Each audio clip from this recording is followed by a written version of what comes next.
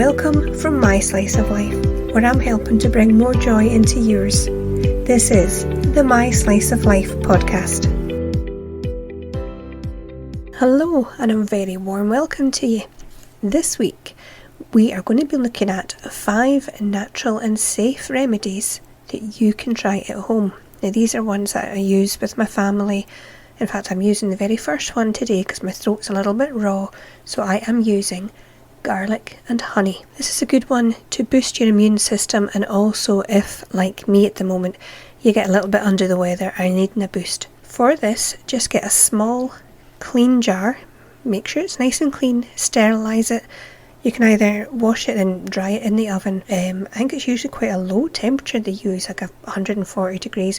I just fill it with boiling water from the kettle and leave it for 10 minutes. Seems to do the same thing.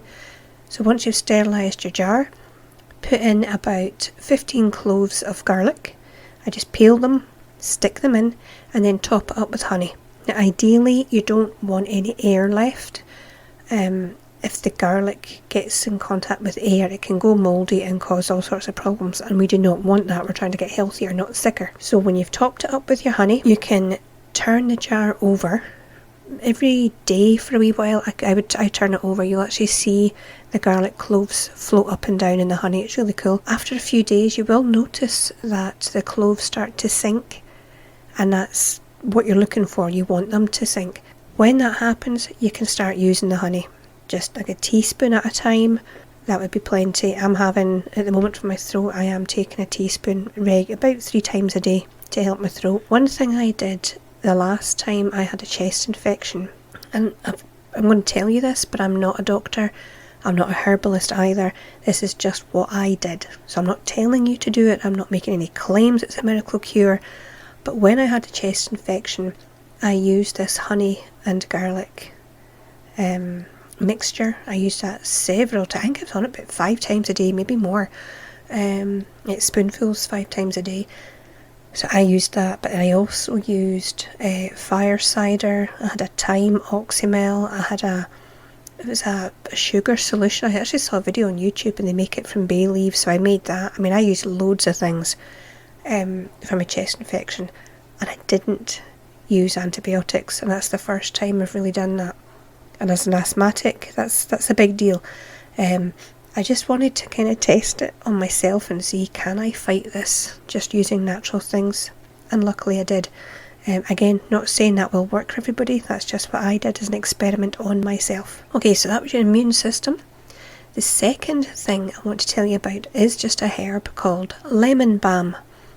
You may have it in the garden. I have it in the garden and I have it in the allotment. And it was one of those ones I planted before I knew it's like mint. If you know about mint, it'll just take over and grow everywhere. This is an aggressive plant. I like it. It's easy to cut back and you can dig up the roots or whatever if you want. But yeah, I'm kind of getting it everywhere now. But this one is really good for anxiety, or if you just need to feel a little calmer. I would take a handful of the leaves, pop it in a wee teapot, boiling water on, leave it to steep for 5 minutes and drink it. I've actually heard people complain about the taste of this, and like they'll add other herbs in, or they put in honey. I have no clue what they're talking about. I really like the taste on its own. I think it's great. The first time I took it, I drank it thinking, oh, they say it's good for anxiety, I'll see if it works. And I drank it, and I swear to God, I felt spaced out. I felt so spaced out. I thought, I need to go to my bed and go for a sleep. It was great.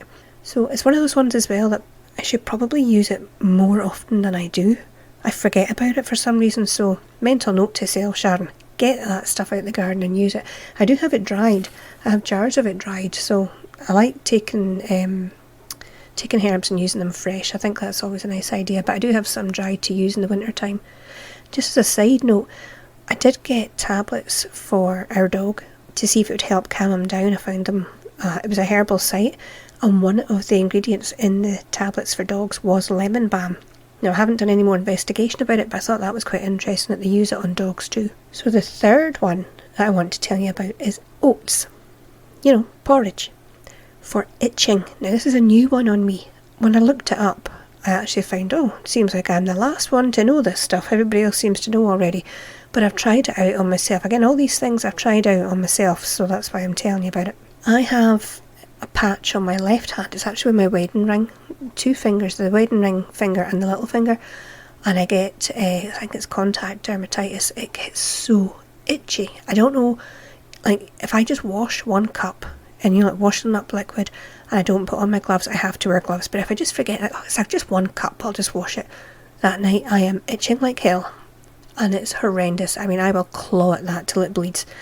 So I thought enough's enough, and I've had all these creams prescribed, and you know yourself, you get the steroid cream, and they always tell you it's going to thin the skin, and I thought, I don't really want my skin thinned, thank you very much. I just want the itch to go away. So I thought I'll try this oats cure, for want of a better word. So I went to the cupboard, got my porridge, ground it down to a fine powder, put a little bit in a bowl, added just enough water to mix it into a paste, and I slathered that all over the itchy part of my hand. Now, I've tried a few different ways of dealing with it then, like do I wrap it up or do I leave it just open to the air?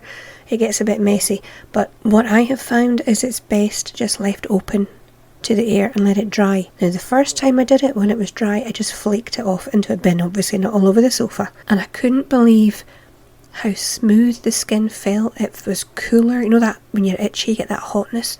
That had gone. It wasn't even as red. I mean, it wasn't perfect, but it was a hell of a lot better than it was to start with. I thought, well, that's good. I'll do it again tomorrow night. So the next night I did it, but I washed it off. Big mistake. For me, I'm going to stick with letting it dry and then just flaking it off. When I washed it off, of course, I'm making it all wet again. And it's my hands in water so much that's making it bad in the first place. So yeah, it just flared up again. So from now on, I'm going to make my paste, put it on, let it dry, and flake it off. It took about 20 minutes, I think, for it to dry, and then it flaked off. And like I say, it just felt fantastic. So I'm going to try that again. Oh, by the way, it hasn't really been that bad since I've done that. The itching has calmed down dramatically, because it used to be like an everyday thing, and that was, I'm looking at my hand actually. See, to be honest with you, it's looking pretty damn good at the moment, so I'm happy with that one. Okay, number 4. This one is for when you have itchy eyes. Maybe it's with hay fever or just some sort of allergy irritating your eyes. Cornflowers. I don't know if other people have different names for them, but it's like the wild meadow flower, cornflowers. A wee while ago, it actually wasn't me that had to use it, it was our son. He had really, really red eye. It was his left eye. He came into the room and he went, "There's something wrong with my eye." And I went, "Holy hell, he looked like a vampire." It was that red. Really bad and itching. So first thing I did was actually take him down to the optician here, just to rule out that nothing serious was causing it. And they said, "No, it's mild conjunctivitis. It'll be fine." They gave him some drops. He used the drops a little, but I'm starting to think at this point, I'm going, I've read about this. So I've got a wee book. If any time I get a herbal book out the library or hear about something, I write it down because my memory's crap. Rosemary, funnily enough, is meant to be good for memory, but I keep forgetting to get it. Anyway, I digress. So anyway, I looked up in my book, and sure enough, it said you can use cornflowers, or actually fennel seeds as well, but I had cornflowers dried, so in a wee jar, so I thought I'll try it and see. I didn't know how many to use, so I just put in like a couple of the dried flower heads. Again, put it in my little magic teapot. It's one of those clear ones, and it's got a wee compartment that you can put your herbs in, and oh, it's cool. Got it second hand, but I love it. So anyway, I did that, put the hot water over it, we let it steep for, I don't know, I think I left it until it cooled, basically. I think it's maybe a bit longer than you're supposed to, but what the hell. So it was cool. We got some cotton wool pads, dipped it in the liquid.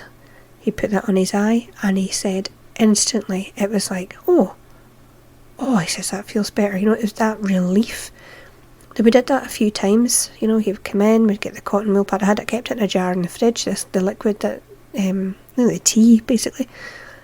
And we would keep doing it, just a wee cotton wool pad, dip it in the liquid, put it on his eye for a few minutes, and within a couple of days it all cleared up, and it hasn't come back. So that's a good one to remember. Now, like I said, apparently in the wee book that I have, it's I have a note saying you can use fennel seeds. Same thing, I think it's just like a teaspoon of fennel seeds, boiling water over it, let it steep. When it's cooled, dip your cotton wool pad and strain it. You don't want seeds stuck to your eye.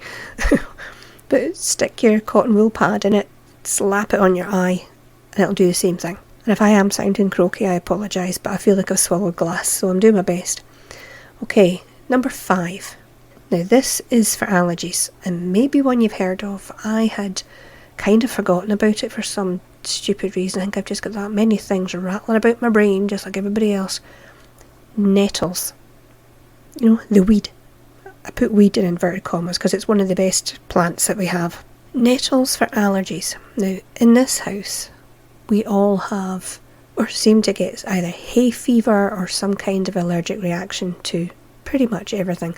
But I've got different trees in the garden, and it seems to spark each of us off at a different time, depending on what's flowering at the time. But nettle tea is apparently really, really good for allergies. So we have been drinking nettle tea, and surprisingly, everybody likes the taste. So I'm delighted with that.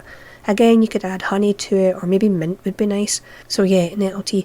In the spring, what I do like to do with the new nettles, just as they're starting to grow, I used to go foraging, but we've actually got a huge patch that's decided to grow on the allotment, so I just use that now. Have you ever made nettle soup in the spring? It is delicious, and I've actually put a blog post. If you go on the blog site, the address comes up at the end, and I think I'll put it in the show notes as well, but there is a recipe that I use for nettle soup that you might be interested in. I also found online, and I haven't done this yet, but I will. I found a recipe to make nettle pasta.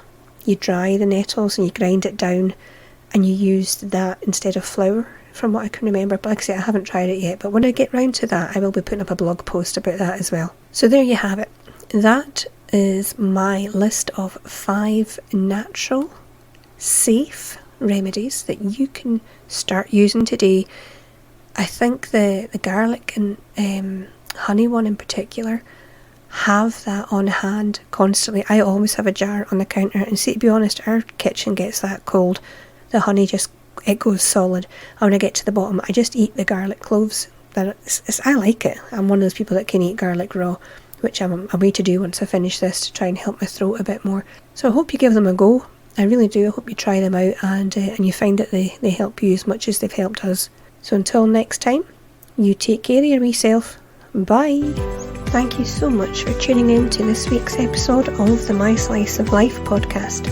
Don't forget to look up the blog. It's at mysliceoflifepodcast.wordpress.com. Also the YouTube channel, which is at myslicechannel.